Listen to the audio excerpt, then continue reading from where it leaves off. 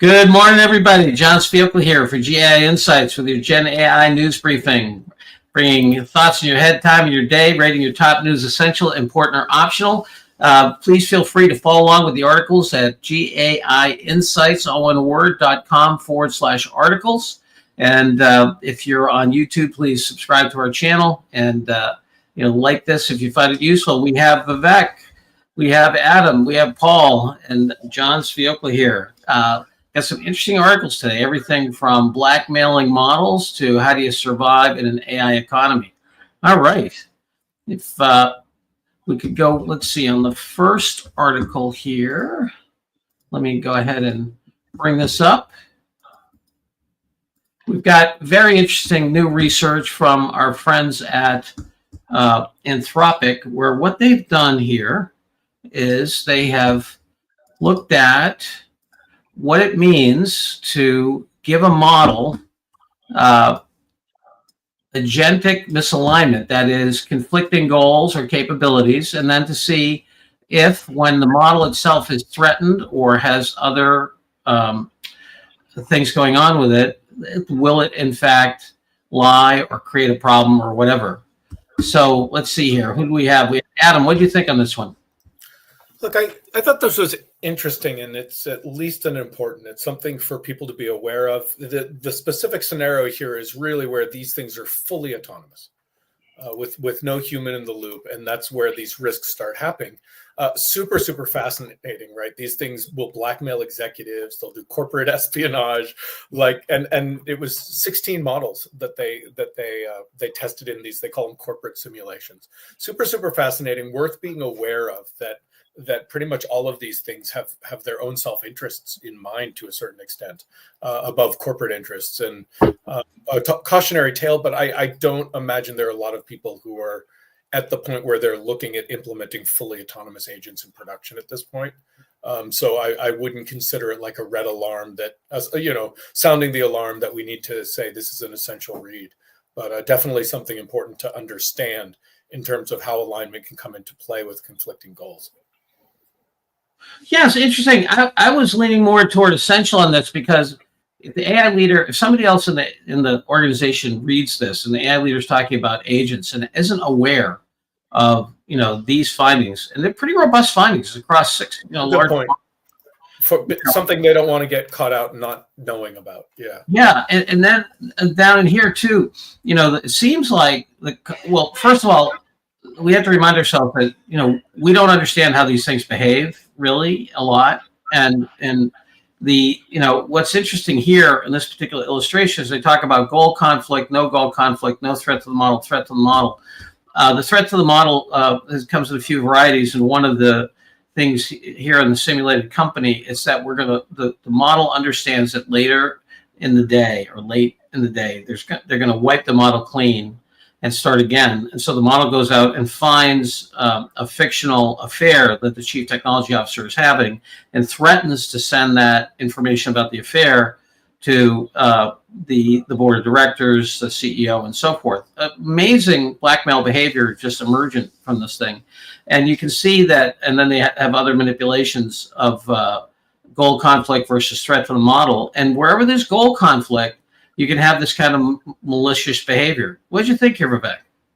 Yeah, I agree with you. I was at Essential as well. As an AI organization, as we move towards becoming an AI organization, we need to kind of be distinguish between capability versus alignment. And I think we're to a point now where we're starting to build these autonomous agentic systems, capital substitution of labor, all of these things that you've talked about here.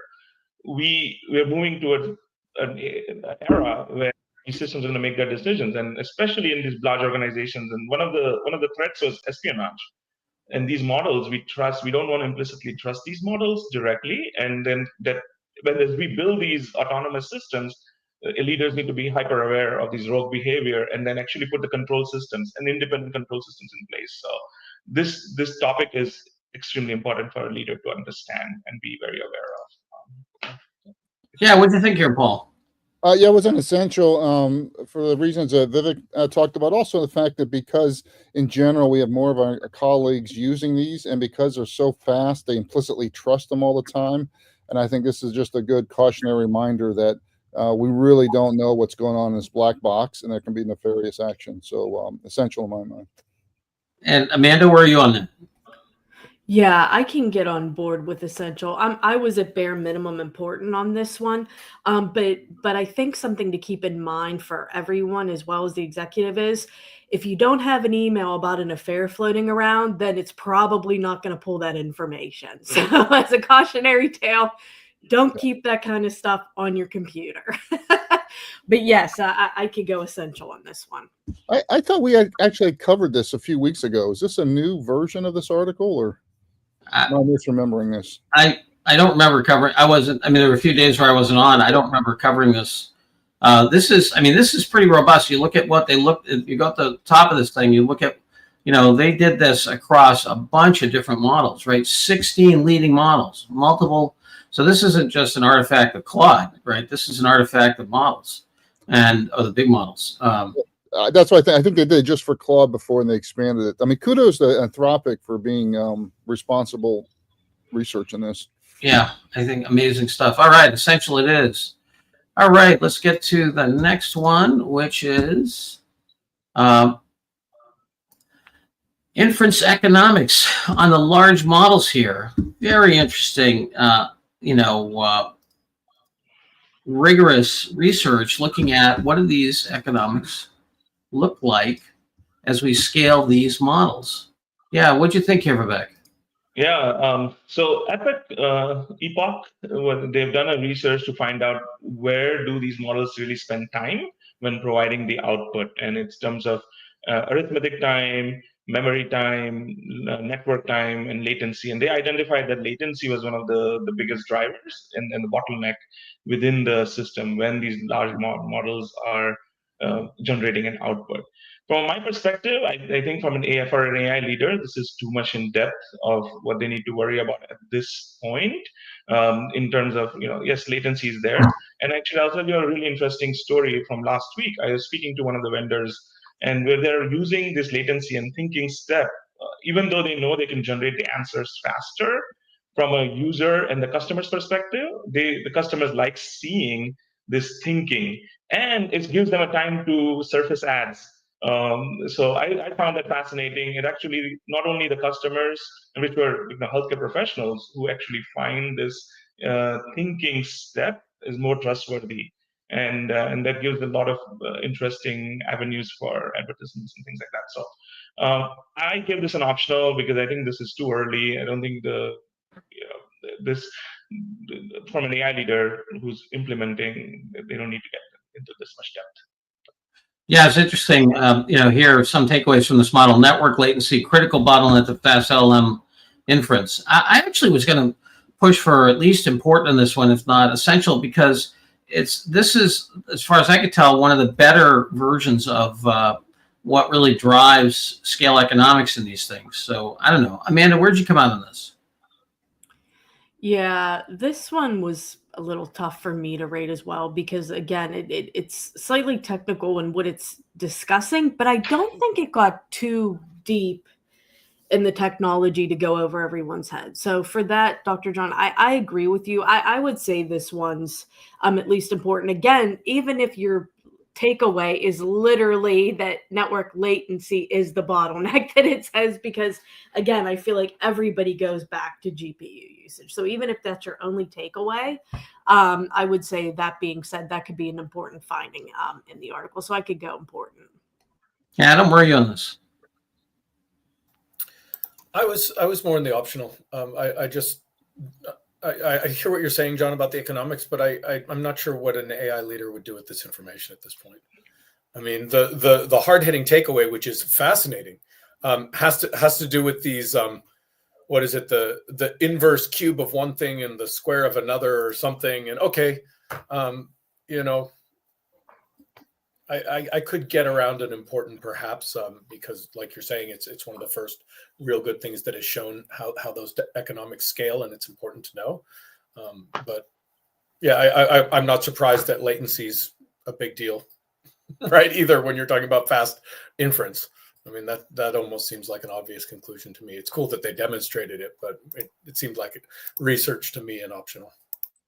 Paul? I'm with Adam. Optional. I'm not sure what the AI leader would do with this. He's not going to switch his model. All right, optional it is. Tough crowd, John. There we go, tough crowd. All right. And now we are heading into how not to lose your job with AI. Kind of a thoughtful article on this topic, which gets knocked around a lot in terms of skills that will make you more valuable, and some decent analysis in here about what happened with things like teller, bank teller employment as ATMs got more and more used. And there's also a lovely kind of graph here about that this thing here that talks about the marginal productivity of human labor. As more and more, as things get automated, there's more and more demand for it, but then you reach, as soon as you get to full automation, it goes right away. Anyway, interesting things. What do you think here, Amanda? Yeah, I think for this one, I would go important. My favorite takeaway, because I mentioned this, I think maybe a week or so ago, that we're still seeing, if somebody's out there looking, which I've been poking around, for AI leadership roles, senior executive roles, they're still expecting executive leaders to come out there and have all of these skills in Python, R, all this deep coding experience. And, I was in interviews when they literally watched me. I had to share my screen and they watched me line by line write a line of code to see if I knew how to code. That is just absolutely insanely ridiculous at this day and age. And it's funny because one of the top skills it says in the beginning, future for these skills, uncertain, coding. Yet we're still seeing these descriptions come out. They expect you to do this stuff from scratch. And I think it's such a waste of time and ridiculous. So I love the fact that it says this should be uncertain, because this is what I'm telling individuals I mentor. If you don't know the language, there's tools to help you. Don't spend all your time there. So I love how that kind of lays that out. But at the same time, on the flip side, I don't think these skills are anything that we didn't expect, like leadership skills, things the computer just right now can't handle. So that's like, I don't think there's anything unexpected. The one thing that I found interesting, though, is that they want you to still have the skills of deploying AI, which that, from a data science perspective, is I'm the one that doesn't have the true back-end experience. I'm not a software engineer. I'm a data scientist. There is a difference. So that sort of gray area skill set of those who are hardcore sort of in the deployment space and being able to pull, just put these models into production, whatever it is. Don't just build an algorithm and things like this. That's more important. So that's something to pay attention to. But I also like how they laid it out. So I would go important here. All righty, Vivek. Yeah, I'm with Amanda. I think I was between optional and important, but I kind of landed on important because of some of the same reasons Amanda mentioned. And then in addition to that, I think we are moving from, where skills are becoming hobbies very quickly. And so how do we train and build an organization that is kind of ready for this AI future? And this article does a good job for at least an HR leader or an organizational manager to make sure that they're paying attention to the right things as they build out their organization. So I'll let them read through it. I won't summarize everything, but it's really to Amanda's point, the same skills, but it just now needs to be more weighted when we value people for an AI world. All right, Paul, we're headed for important. What do you think? Oh, you guys are way too polite. This article is useless. I find this whole angst, which is clearly a huge change management problem organization, is a really important problem, but it needs to be segmented by role and by department. Angst in computer science is different than angst in sales, is different than angst in marketing. This is way too general. It's not specific enough. It's not actionable if you've got 100 or 5,000 person organization here. It doesn't have case studies. It doesn't talk about how to make you improve your hireability and promotability here. It doesn't address how to message a change management program that is not threatening and doesn't stall change management. So highly optional in my book. I'm not sure I'd agree with you about it. It tells you how to be hireable. I think it's aimed a lot at that. I mean, these skills make you more hireable. Yeah. But this is what you'd say to a marketing manager is different than what you say to a CSR person. Is different than what you say to an executive or board member. True. So Adam, we're headed for I don't know, optional, important. You know, I was on the fence between optional and important. You all talked me up to important, and Paul's talked me down to optional. So There you go. it's all you, John.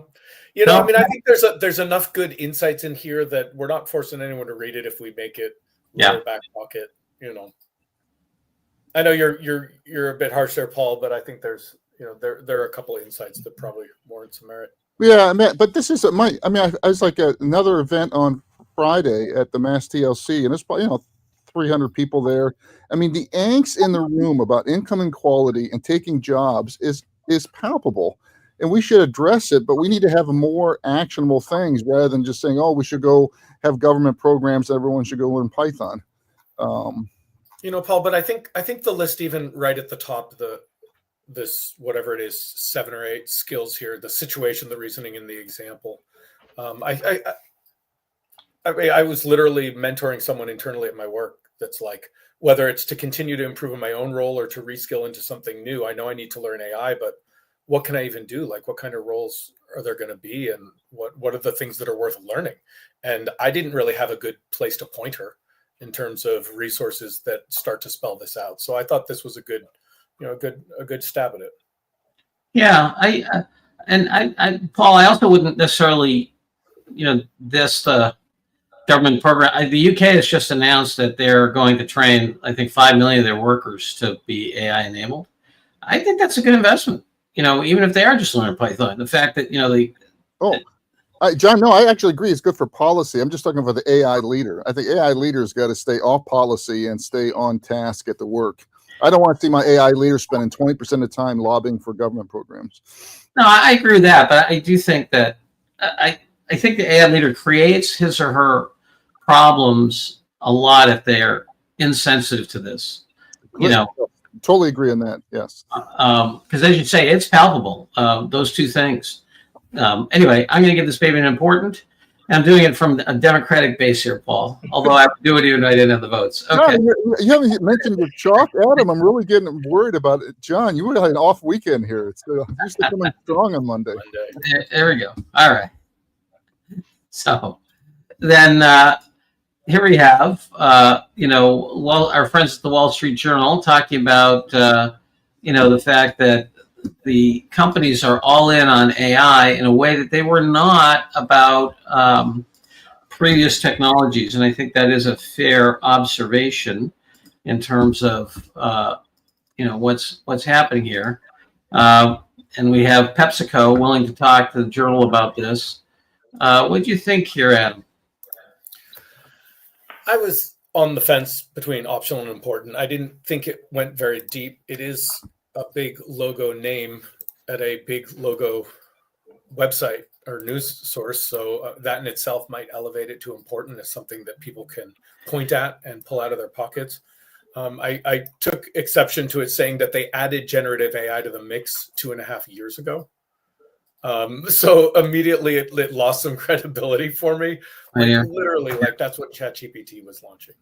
You didn't add generative AI to the mix at that point. Like, I just feel like they're just trying to sow a story to show how far they've come with their capabilities, but they didn't really back it up enough to warrant possibly even an important, other than that it's Pepsi in the Wall Street Journal.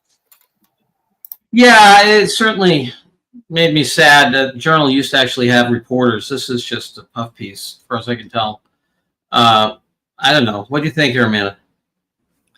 So I'm very confused. So maybe somebody can set me straight on this, because it was talking about 88% of enterprises say they're dabbling in some way, shape, or form. They're undergoing a transformation or something like this at the beginning. Then it says, again, 88% of businesses have the experience, tech savvy, all of this stuff. So it almost like backpedals a little bit. And then it hits you with, and only 5% of the AI adopters in McKinsey's research said they have succeeded in transforming even a single business domain. So What is it? Is everybody doing it and you're lagging behind? Or is it that not everybody's there yet? We're saying we're there yet to keep up with the Joneses yet again, but we're not really doing it. We're not measuring it. We have no idea if it's working or not. So for that reason, I'm optional on this one. Yeah, I hear you. It is kind of thin. I think what it's saying is that 88% have started, and then the question is how many will actually get value. And then there's as you say, that kicker in there that says, do they even have the skills to get value? All right, so we're going fluffy, not stuffy on this one, Paul. 100%. I mean, people need to understand that there absolutely is an AI first premium in both public and private markets, and the savvy PR firms are getting their companies out and get more placements like that. And this is a kudos to the PR person of folks, Pepsi. But that leads to highly optional.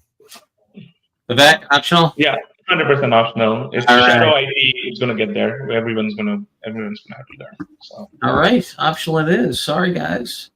Yes, you can see the hollowing out of these large news organizations again and again. You know, it's just amazing. Dear high school friend of mine used to be a senior editor at the Wall Street Journal, and she went over to Bloomberg, and she said, you know what's great about being at Bloomberg is that my clients pay me $3,000 a month for my news, so I can afford talent to go get the info. Anyway, all right, here we are. We've got a new announcement by our friends at Minimax. My goodness, these guys are busy. And this paper underneath this thing has more authors on it than I've ever seen in my life. But what did you think here, Vivek? Yeah, it's an exciting new model, a lot of controls for kind of more professional filmmaking for an average user. So it's fascinating. I tried it out. I gave it a picture, had them convert a summery day in Boston into a snow day. It didn't keep as much fidelity on the images, but overall it was really cool. I think it's it's still everyday miracle as we've talked here, but optional for me. It doesn't include voice and multimodal. It's not the state of the art like the VO3 is. It does give you 500 free credits, so please go and use it and try it out and see what the magic is. But, all right, we got Heath Ledger there at the end, almost back alive again, as the Joker. So everyday miracles, Adam, what do you think? Not even an everyday miracle to Vivek's point. There are state-of-the-art models out there that are outperforming this and integrating sound effects and voiceovers and lip sync. And it's cool that it has some nice controls, but it's really just trying to keep up. And so it's optional for me. Wow. I'm going for optional too, but man, it's amazing what we take for granted now. And Amanda, we're going optional. You go with that? Yep, optional. All right, Paul. But John, I have VO3. You know how there's Ask Perplexity on X? You can ask Perplexity and it'll respond. Yeah. You can actually ask it to make a video and it will go generate with VO3 for you. And it'll do. You can give it the words you want the actor to say, and right there on X, it'll reply with a post with a video on it. It's beyond this. And you use Perplexity inside X goes and gets a video from VO. Yeah. Wow. I gotta try that. Adam, I think that shows we've seen an explosion in AI-generated text.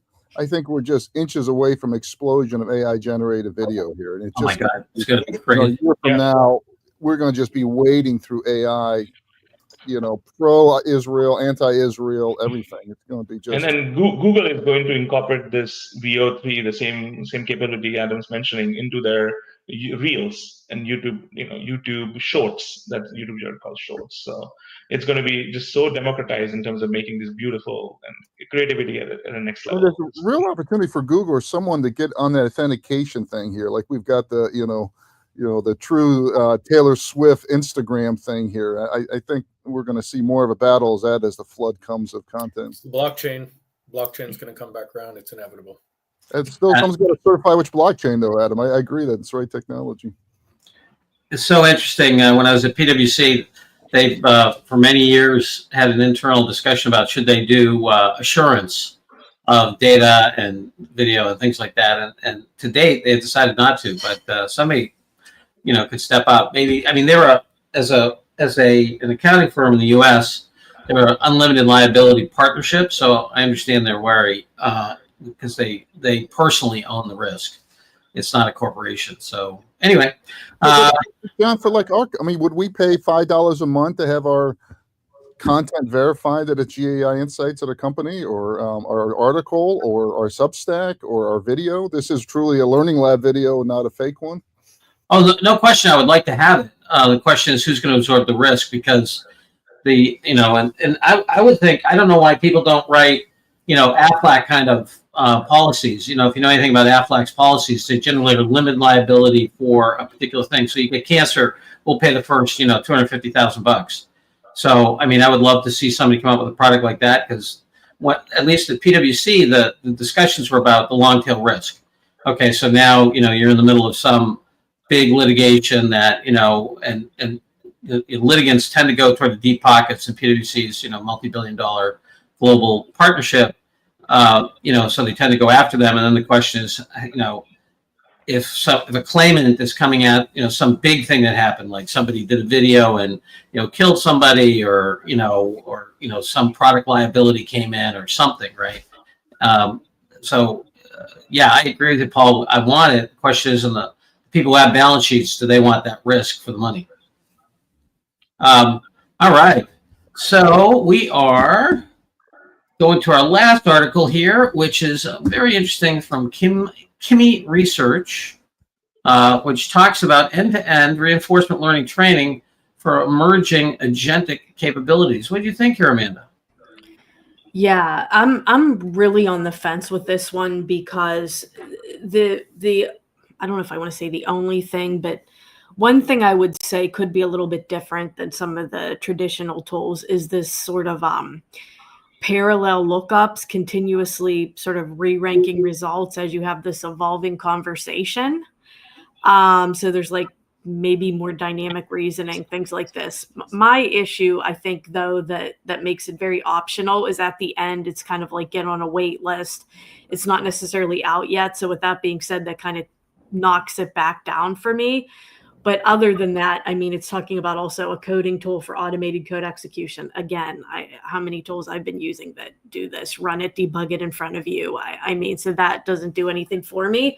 So I guess I'm back on the optional for this one. All right, we're heading optional. What do you think, Adam? Agreed. It's mostly research. It might be another one of those things that we come to find makes a massive difference, and within 3 to 6 months, everyone using it. But at this point, it's probably too early to really understand the impact of it. Even Vivek, go ahead for optional. No, I was more on the important side, because deep research is my favorite use case for generative AI, and these guys are pushing the boundaries on how to improve the answers. And if you go down to the first example, which I found, another reason I was a little bit biased, because that is exactly my PhD thesis. Is if you go down further down to the further down, John. Yeah, first use case, and how to what are the strategies to develop peripheral nerve regeneration, and that is exactly what my thesis is. And it's like when I read this academic research, I've written book chapters and review papers, and it was painstaking while I was doing research to go and work and read like 1,000 papers to come up with and these guys have done a great job at I probably took them 5-10 minutes, maybe even half an hour. It would have saved me incredible amount of time, right? And it was deja vu, what I did 15 years ago on peripheral nerve regeneration. So I think we're getting towards that. Again, the outputs, the conclusions are not something I found fascinating, but the rest, just their ability to review the current literature and provide it very cohesive, it's pretty fascinating. So yeah, interesting. Paul? Yeah, Vivek, that's great. Thank you for sharing. Yeah, I think it's definitely a huge, big fan of deep research stuff here. I had this as optional, but I do find it interesting. I think the interesting, Vivek, is where it's going right now. It's mostly just search and find. And I think the next layer is search and find and then judge based on whatever rubric I have in my head. And we're doing this already for our AI factory here. So this idea to kind of combine the superpower of finding with the hyper-personalized rubric of judging, I think, is the next frontier of innovation here. All right, Vivek, I think it would be important if it were significantly better than the competition, right? But it seemed in the benchmarks that it's matching the state-of-the-art models, which is very impressive. But for someone who loves deep research, we've already gotten the message out how important deep research is as a tool. But this one doesn't really add much to the conversation. That was my point about it. The way they're using this agentic reinforcement learning may very well absolutely push the envelope, and within months we'll see models that just blow away the current best of class. But at the moment, it's not really advancing anything. It's just Yeah, no, the sort of only opening point the that I door saw for was it like to- 60% on the humanities last exam. They were planning, especially with past courses, giving it more compute. It was able to reach to 60%, which is, Yeah, that's significantly crazy. higher. That's Yeah. crazy. Yeah, it's pretty impressive. I'm going to give it an important. All right, important is Paul, announcements while Adam gets the tote board. Yeah, Adam, Adam, thank you. Tonight we've got our learning lab Monday at 7 p.m. for Pacific. And tonight we have another AI agent case study. So Surat's going to walk through how you build an AI agent for a flower shop using a tool called Make and Relevance AI and Excel spreadsheet. So this idea that, you know, autonomous agents or multiple agents were a pie in the sky 6 months ago, and now we have multiple people using off-the-shelf tools to have real automated workflows is a really powerful trend. So join us tonight. Join us via Meetup. All right, so we got a pyramid of value here. We have, I don't know why. Oh, there we are. We have three importance. I mean, three optionals, two importance, and one essential. All right, here we are. Hope you had a good Monday. Have a good week. Hope to see you tonight, 7 Eastern at Meetup, and see you all tomorrow. Bye-bye now. Thanks, Vivek.